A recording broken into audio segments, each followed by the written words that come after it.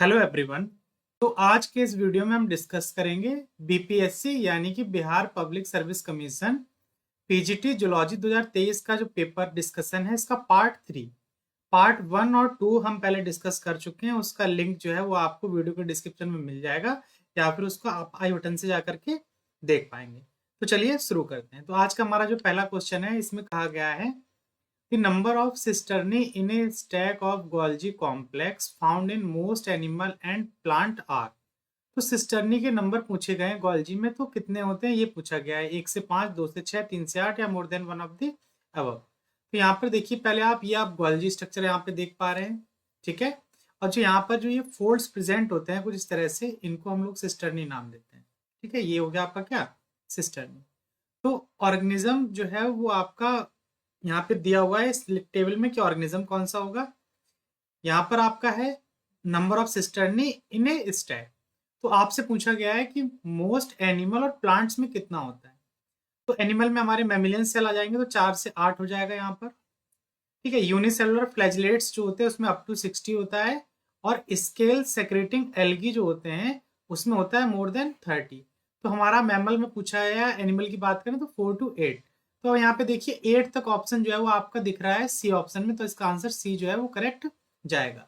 The number of cisternae in A stack of Golgi complex found in most animal and plant can very but is usually between 4 and 8। ये generally 4 और 8 के बीच में होता है, लेकिन थोड़ा बहुत वेरी करता है। नेक्स्ट क्वेश्चन देखिए, इसमें आपसे पूछा गया है a modified form of smooth endoplasmic reticulum found in striated muscle is known as. जो स्टेटेड मसल में स्मूथ एंडोप्लाज्मिक रेटिकुलम का मॉडिफिकेशन मिलता है उसे क्या नाम दिया जाता है। तो जो मसल सेल होती है, मसल में जो ईआर प्रेजेंट होता है और जो कैल्शियम स्टोरेज का काम करता है उसे हम लोग सार्कोप्लाज्मिक रेटिकुलम के नाम से जानते हैं। तो इसका बी ऑप्शन जो है वो हमारा करेक्ट जाएगा। तो सार्कोप्लाज्मिक रेटिकुलम जिसे शॉर्ट में एसआर बोलते हैं, is a specialised form of endoplasmic reticulum of muscle cell dedicated to calcium ion handling necessary for muscle contraction and relaxation। इसकी जरूरत कहाँ पड़ेगी, मसल कॉन्ट्रैक्शन और रिलैक्सेशन में पड़ेगी। तो इसका बी ऑप्शन जो है वो आपका करेक्ट जाएगा। नेक्स्ट क्वेश्चन देखिए, इसमें आपसे पूछा गया है which of the following enzyme is found in the outer membrane of mitochondrial Christie.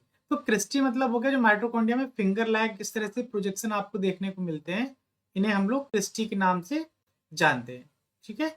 जो माइटोकॉन्ड्रिया आप देखेंगे तो इनर मेम्ब्रेन में आपको फिंगर लाइक प्रोजेक्शन देखने को मिलेंगे। तो the enzyme found in the outer ma'am of mitochondria include. जो माइटोकॉन्ड्रिया की आउटर मेम्ब्रेन होती है वहां पर आपके देखिए यहाँ पे आपको मिलेगा देखने को सक्सिनेट साइटोक्रोम सी ऑक्सीडेज,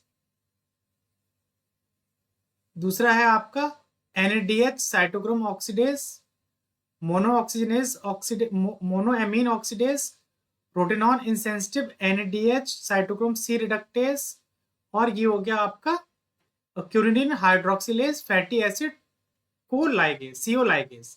तो देखिए आपका जो ये हो गई आपके आउटर मेम्ब्रेन, और ये आपकी हो जाएगी क्या, इनर मेम्ब्रेन फोल्ड होकर के ये क्या बनाती है, क्रिस्टी बनाती है। तो यहाँ पर जो एंजाइम्स पाए जा रहे हैं तो इसका जो आंसर जाएगा आपका क्या, नन ऑफ दी अबव। इनमें से कोई भी जो है एंजाइम जो है वो माइटोकॉन्ड्रिया की जो क्रिस्टी होती है उस पर नहीं पाया जाता, ठीक है। यही चीज यहाँ पर पॉइंट वाइज दिया हुआ है। The outer membrane comprises different enzyme such as ligase, cytochrome reductase and monoamine oxidase. इसके अलावा नेक्स्ट क्वेश्चन की तरफ जब हम मूव करेंगे तो यहाँ पर देखिए नेक्स्ट क्वेश्चन में पूछा गया है the leucoplast which function in the storage of starch are called. Leucoplast जिसका फंक्शन स्टार्च के स्टोरेज में होता है उसे हम लोग क्या नाम देते हैं। तो यहाँ पर देखिए हमने एक टेबल बनाई हुई है। तो सबसे पहले हम बात करते हैं एल्यूरोप्लास्ट की। तो aleuroplast are the type of leucoplast that store protein in plant. तो अगले एग्जाम में मान लो आपसे पूछ लिया जाए कि वो ल्यूकोप्लास्ट का नाम बताइए जो प्रोटीन को स्टोरेज करने का काम करता है, तो हम लोग एल्यूरोप्लास्ट के नाम से जानते हैं। Elaioplast is also called a lipidoplast और oleoplast. They store oil and lipid. जो लिपिड को स्टोर करने का काम करते हैं उसे हम लोग इलायोप्लास्ट के नाम से जानते हैं। वहीं पर जो एमाइलोप्लास्ट होता है, amyloplast are plant cell organelles that synthesised starch from glucose, thus amyloplast stores starch until the plant require it. Amyloplast store starch in form of granules.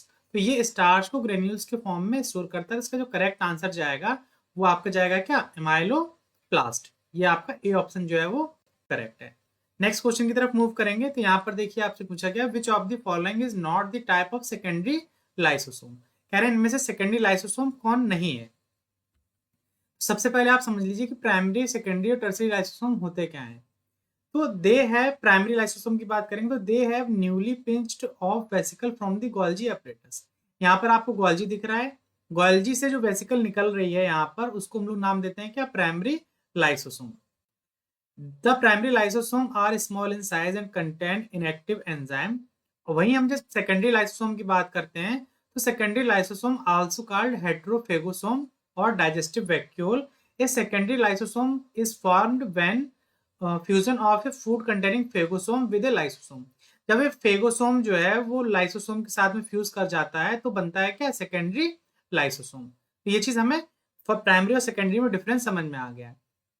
अब देखिए सेकेंडरी लाइसोसोम के बारे में बात करेंगे। तो secondary lysosome are formed by the fusion of primary lysosome with phagosome, pinosome या endosome. किसी के साथ भी, फेगोसोम के साथ भी हो सकता है, एंडोसोम के साथ भी हो सकता है, पिनोसोम के साथ भी अगर प्राइमरी लाइसोसोम फ्यूज कर जाएगा तो बनेगा क्या, सेकेंडरी लाइसोसोम। तो इसमें आपका ये हो गया सेकेंडरी लाइसोसोम के एग्जांपल। बात करते हैं टर्सरी लाइसोसोम की। तो टर्सरी लाइसोसोम को जो है वो टीलियोसोम के नाम से भी, अब रेजिडुअल बॉडी के नाम से भी जाना जाता है। तो ये आपका हो गया क्या, रेजिडुअल बॉडीज जो हो गया आपका, ये हो गया क्या, ये आपका हो गया टर्सरी लाइसोसोम। और जो आपका फेगोसोम हो गया ये आपका हो गया क्या, सेकेंडरी लाइसोसोम। और ये आपका है नहीं। तो इसका जो पूछा गया not the type of secondary lysosome, तो ये आपके दो ऑप्शन जो है ये सेकेंडरी लाइसोसोम के एग्जांपल नहीं है। तो more than the one above इसका जो है वो करेक्ट आंसर जाएगा। नेक्स्ट क्वेश्चन देखिए, यहाँ पर आपसे पूछा गया है which activity takes place during post mitotic gap G one phase. तो जीवन फेज में देखिए डीएनए सिंथेसिस होती है हमारी कहाँ पर, एस फेज में। Continuation of RNA and protein synthesis ये चलता रहता है। जीवन फेज में मेनली होता है आरएनए एंड प्रोटीन सिंथेसिस। तो का ए ऑप्शन जो है ये करेक्ट जाएगा। नेक्स्ट क्वेश्चन देखिए, यहाँ से आपको पूछा गया है सिनेप्सिस टेक्स प्लेस ड्यूरिंग। तो जो सिनेप्सिस होती है यानी कि दो होमोलोगस क्रोमोसोम जो पास पास आकर के इकट्ठे हो जाते हैं तो सिनेप्सिस कहा जाता है उस कंडीशन को। तो ये किस स्टेज में होती है, तो यहाँ पर देखिए तो सिनेप्सिस जो है वो आपकी बिगिन होती है कहाँ पर, जाइगोटीन स्टेज में। Zygotene synapses begin, synaptonemal complex भी इसी स्टेज में बनता है। ठीक है, क्रॉसिंग ओवर आपका होता है पैकेटिन स्टेज में। ये क्वेश्चन बहुत कॉमन है और बहुत बार पूछा जाता है। और सिनेप्सिस का एंड होता है डिप्लोटीन में। कियाज्मा भी डिप्लोटीन स्टेज में ही बनते हैं। तो इस क्वेश्चन का करेक्ट आंसर जो होगा वो आपका जाएगा क्या, जाइगोटीन। सिनेप्सिस जो है वो डाइगोटीन स्टेज में होती है। नेक्स्ट क्वेश्चन देखिए, इसमें कहा गया है which of the following is an example of simple protein. तो पहले हमें ये समझना होगा कि सिंपल प्रोटीन और कॉन्जुगेटेड प्रोटीन में डिफरेंस क्या होता है। जब कोई प्रोटीन केवल अमाइनो एसिड की बनी होती है, उसके साथ में कोई भी ग्रुप जैसे मेटल एंजाइम, कार्बोहाइड्रेट, लिपिड ये सब नहीं जुड़े होते हैं तो उसे सिंपल प्रोटीन के नाम से जाना जाता है। ठीक है, जब इसे तोड़ा जाएगा तो सिंगल अमाइनो एसिड रिलीज होते हैं। While a conjugated protein is a protein that contains additional non-protein component जैसे कार्बोहाइड्रेट, लिपिड, मेटल आयन, ये सब अमाइनो एसिड के साथ में अटैच रहते हैं और जो इसको और कॉम्प्लेक्स बनाने का काम करते हैं in comparison to simple protein. तो ये हो गया सिंपल प्रोटीन और कॉम्प्लेक्स प्रोटीन में डिफरेंस। तो देखिए थायरोग्लोबुलिन है, जैसे जब हमारा थायराइड ग्लैंड हम पढ़ते हैं तो वहां पर थायरोग्लोबुलिन आपको देखने को मिलता है। तो थायरोग्लोबुलिन जो है वो iodine plus tyrosine amino acid इनको मिलाकर के बनता है क्या, थायरोग्लोबुलिन। तो यहाँ पर मेटल आयन आ गया ना, आयोडीन। तो थायरोग्लोबुलिन में क्या होता है, आयोडीन होता है। तो क्या ये सिंपल प्रोटीन है, नहीं। हीमोग्लोबिन में आपका आयरन होता है। तो क्या ये सिंपल प्रोटीन है, नहीं। अब देखिए ये सेरुलोप्लाज्मिन जो है ये एक नया प्रोटीन जो आपने रेगुलरली नहीं सुना होगा, इसके बारे में जान लेते हैं। तो ceruloplasmin is a protein made in your liver. It store and carries the mineral copper around your body. Ceruloplasmin carries 65 to 95% of the copper found in blood. तो ये कॉपर को स्टोर करने का या उसको ट्रांसपोर्ट करने में हेल्प करती है। तो ये तीनों ही जो है वो सिंपल प्रोटीन नहीं है। तो इसका आंसर देखिए क्या जाएगा, विच of the following is an example of a simple protein. तो इसका जाएगा नन ऑफ द अबव। इनमें से कोई भी जो है वो सिंपल प्रोटीन का एग्जांपल नहीं है। नेक्स्ट क्वेश्चन की तरफ मूव करेंगे। ये देखिए इसमें यहाँ पर हमने डिवीजन कर दिया है, यहाँ पर आपका सिंपल प्रोटीन हो गया, कॉन्जुगेटेड हो गया और ड्राइव्ड हो गया। तो कॉन्जुगेटेड प्रोटीन में न्यूक्लियोप्रोटीन, क्रोमोप्रोटीन, ग्लाइकोप्रोटीन, फॉस्फोप्रोटीन, लाइपोप्रोटीन और मेटालोप्रोटीन। तो यहाँ पर सारे सारे जो है वो मेटालोप्रोटीन के एग्जाम्पल दिए हुए थे। नेक्स्ट क्वेश्चन देखिए यहाँ पर, इसमें आपसे कहा गया है which of the following liver cells phagocytize dead and inactive RBC. तो लिवर में जो डेड और इनएक्टिव आरबीसी को सफाई करने का काम जो करेंगे वो लिवर में होती है कौन सी, कुप्फर सेल्स होती हैं जो ये काम करती है। उसका बी ऑप्शन जो है वो करेक्ट जाएगा। नेक्स्ट क्वेश्चन देखिए यहाँ पे आपसे पूछा गया है which marriage should be prohibited from biological point of view. तो जब हम लोग ब्लड ग्रुप पढ़ते हैं तो यहाँ जैसे आपने पढ़ा हुआ ए पॉजिटिव बी पॉजिटिव, तो ये पॉजिटिव और निगेटिव जो होता है वो आरएच फैक्टर की वजह से आता है। जिन इंडिविजुअल में आरएच पॉजिटिव पाया जाएगा यानी कि आरएच फैक्टर प्रेजेंट होगा उन्हें आरएच पॉजिटिव कहेंगे, और जिनमें नहीं होगा उन्हें हम लोग आरएच निगेटिव कहते हैं। तो एक कंडीशन होती है कि हमेशा जो है वो फीमेल जो है वो कैसी होनी चाहिए, पॉजिटिव होनी चाहिए, और जो मेल जो है वो कैसा होना चाहिए, निगेटिव होना चाहिए। क्यों, उसकी कंडीशन ये है कि जैसे फर्स्ट प्रेगनेंसी होती है तो क्या है कि जैसे मान लो मेल जो है, मेल ने अपना आरएच पॉजिटिव डोनेट किया और फीमेल हमारी कैसी आरएच निगेटिव है। तो आरएच पॉजिटिव और निगेटिव केस में क्या होगा कि जो आरएच निगेटिव फीमेल है उसने कभी आरएच पॉजिटिव एंटीजन को तो डिटेक्ट किया नहीं है। तो इस कंडीशन में जो पहली प्रेगनेंसी जो है वो तो नॉर्मली हो जाएगी, कोई प्रॉब्लम नहीं होगी। और जब क्या होगा, जब चाइल्ड बर्थ होती है तो वहां पर ब्लड रिलीज होता है। तो ब्लड मिक्सिंग होती है कब, चाइल्ड बर्थ के दौरान। और चाइल्ड बर्थ के दौरान जब ब्लड मिक्सिंग होगी तो बच्चा तो बर्थ हो गई ना, ये तो बाहर रिलीज हो गया। लेकिन जो फीमेल्स है, फीमेल में क्या होगा, इस आरएच पॉजिटिव के अगेंस्ट में एंटीबॉडी बन जाएगी। तो फर्स्ट प्रेगनेंसी जो है वो उसमें कोई प्रॉब्लम नहीं आएगी, चाइल्ड बर्थ नॉर्मली होगी। लेकिन जब क्या होगा, सेकंड प्रेगनेंसी जब होगी तो उसमें क्या होता है कि जैसे मान लो जो फिर से फर्टिलाइजेशन होगा, ठीक है, और जो आरएच पॉजिटिव एंटीजन आएगा मेल की तरफ से, तो उस कंडीशन में क्या होगा, क्योंकि फीमेल जो है वो पहले से आरएच एंटीजन के अगेंस्ट में एक्सपोज्ड है, तो ये आरएच निगेट जो एंटीजन एंटीबॉडी इसने बना रखी है फीमेल ने, ये क्या करेंगी, इस जो न्यूबॉर्न जो या न्यूबॉर्न ना बोल करके जो ये फीटस कहेंगे हम, तो फीटस के साथ में सारी एंटीबॉडी अटैच हो जाएंगे और उसको डिस्ट्रॉय करने का काम करती हैं, ठीक है, या फिर उसकी डेथ कराने का काम करती हैं। तो इस कंडीशन को नाम दिया जाता है एरिथ्रोब्लास्टोसिस फिटालिस। इसको प्रिवेंट किया जा सकता है, लेकिन आप कोशिश करिए कि जब आपकी मैरिज होती है तो उसी टाइम पर ये ब्लड ग्रुप चेक वगैरह कर लेना चाहिए, नहीं तो आपको बाद में जाकर के मेडिकल कॉम्प्लिकेशंस हो सकते हैं। गांव वगैरह में क्या होता है कि बहुत सी चीजें, ये सारे पॉइंट्स जो है वो लोग कंसिडर नहीं करते हैं। तो यहाँ पर देखिए जब क्या हुआ, कैसे इसको प्रिवेंट किया जा सकता है कि जब चाइल्ड बर्थ होना होता है उससे पहले क्या करेंगे, इनको एंटी आरएच एंटीबॉडी दे दिया जाता है फीमेल को। तो जब फीमेल को एंटी आरएच एंटीबॉडी दिया जाएगा तो वो जितनी भी एंटीबॉडी प्रेजेंट होंगी उसकी बॉडी में, या उसके साथ में आरएच के साथ में एंटीबॉडी के साथ में जो एंटी आरएच एंटीबॉडी है वो जाकर के बाइंड कर देगा और उसको न्यूट्रलाइज कर देगा ताकि वो फीटस को कोई भी इफेक्ट ना दे। तो ये ड्यूरेशन जो है, पूरे जो 9 मंथ का ड्यूरेशन है उसमें बीच बीच में जो मेडिकेशन है उसके हिसाब से उनको एंटी आरएच एंटीबॉडी जो है वो फीमेल को दिया जाता है। तो इसमें जो है वो बॉय जो होना चाहिए वो कैसा होना चाहिए, बायोलॉजिकल पॉइंट ऑफ व्यू से आरएच निगेटिव होना चाहिए, और फीमेल जो है वो आपकी कैसी होनी चाहिए, आरएच पॉजिटिव होनी चाहिए। तो ये आपका सी स्टेटमेंट जो है वो आपका करेक्ट जाएगा। विच मैरिज शुड बी प्रोहिबिटेड। अच्छा, इसमें कहा गया प्रोहिबिटेड मतलब कौन नहीं होना चाहिए, ठीक है, कौन सी कंडीशन नहीं होनी चाहिए। तो गर्ल जो है वो निगेटिव नहीं होनी चाहिए और बॉय जो है वो पॉजिटिव नहीं होना चाहिए। ये हो जाएगी तो चल जाएगा, ये हो जाएगी तो चल जाएगा, लेकिन ये होगी तो नहीं चलेगा। इसमें पूछा गया था क्या नहीं होना चाहिए, प्रोहिबिटेड बोला गया ना, तो इसका बी ऑप्शन जो है वो आपका करेक्ट जाएगा। नेक्स्ट क्वेश्चन देखिए, इसमें आपसे पूछा गया है each actin filament is made up of. Actin filament जो है वो बना होता है, यहाँ पे देखिए आपको एफेक्टिन देखने को मिल रहा है, ट्रोपोमायोसिन देखने को मिल रहा है और ट्रोपोनिन देखने को मिल रहा है। तो यहाँ पे देखिए जो आपके जो एफ एक्टिन होते हैं ये दो होते हैं, एक आपको ये दिख गया, ये 1 हो गया, और ये आपका हो गया 2, दोनों कॉइलिंग होते हैं। तो 2 एफ एक्टिन फिलामेंट हो गए, तो हाँ ये स्टेटमेंट सही है। 2 फिलामेंट ऑफ ट्रोपोमायोसिन, तो आप यहाँ पे देख पा रहे हैं कि ट्रोपोमायोसिन का एक ही फिलामेंट है, तो ये स्टेटमेंट जो है वो बी आपका जो है वो सही नहीं है, ठीक है। वहीं जो आपका ट्रोपोनिन जो होता है, हाँ तो ट्रोपोनिन भी इसमें प्रेजेंट है, तो इसका जो आपका जाएगा क्या, ये 3 ट्राइमेरिक प्रोटीन होती है ट्रोपोनिन, कुछ इस तरह से 3 सब यूनिट होती है इसमें, ठीक है, टी सी आई। जब हम मसल कॉन्ट्रैक्शन पढ़ेंगे तो हम इन तीनों सब यूनिट का क्या रोल है वो भी यहाँ पर देखेंगे। तो यहाँ पर ट्रोपोनिन भी प्रेजेंट है।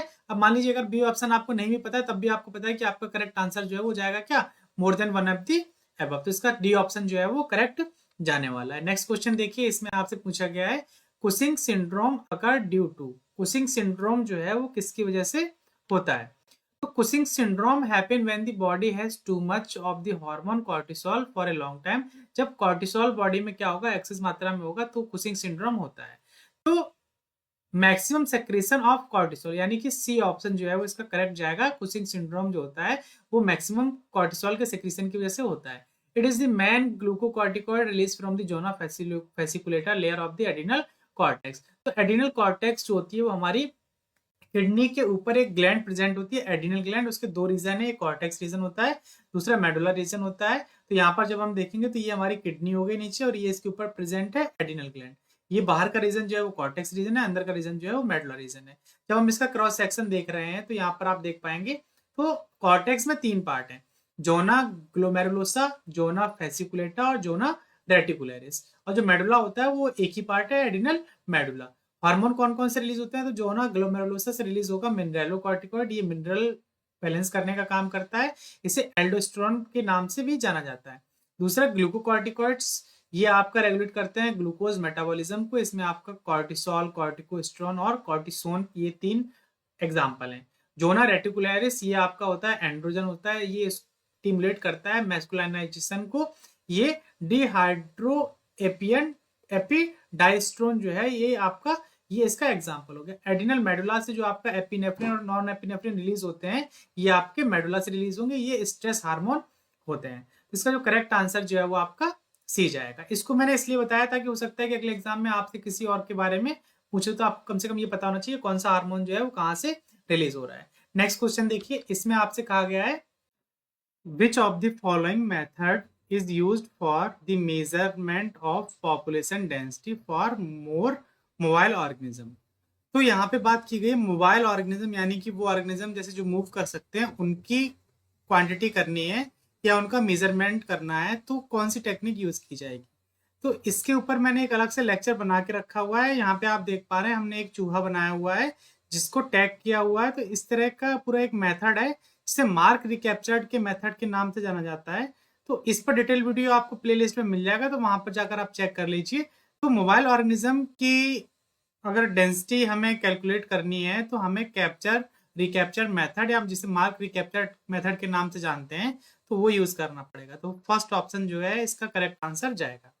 नेक्स्ट क्वेश्चन देखिए, इसमें आपसे पूछा गया है desert ecosystem is characterised bye.